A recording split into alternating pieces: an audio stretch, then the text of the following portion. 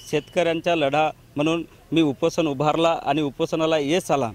त्याकरिता शेतकऱ्यांचा पाठबळ आणि शेतकऱ्यांच्या मार्फत हा उपोषण यशस्वीरित्या संपन्न झाला आणि यश पण मिळाले आणि शेतकऱ्यांना 12 तास विद्युत पुरवठा मिळाला। पण काही आजी माझे लोकप्रतिनिधी श्रेय लाटण्यासाठी काविलवाणा प्रयत्न करत आहेत। त्यांना जनता येणाऱ्या दिवसात त्यांची जागा दाखवेलच आणि हा यश खऱ्या अर्थाने शेतकऱ्यांचा यश आहे आणि शेतकऱ्यांचा या ठिकाणी विजय झालेला आहे। किती दिवस तुमचं आंदोलन चाललेला होता? 5 दिवसाचा उपोषण या ठिकाणी चाललेला होता। 5 दिवसाच्या नंतर 6:30 वाजता कार्यकारी अभियंता फुलझेले साहेब, उपअभियंता शहारेजी, तहसीलदार कांबळेजी, ठाणेदार तांबड या सर्वांच्या उपस्थितीमध्ये उपोषण मागे घेण्यात आला।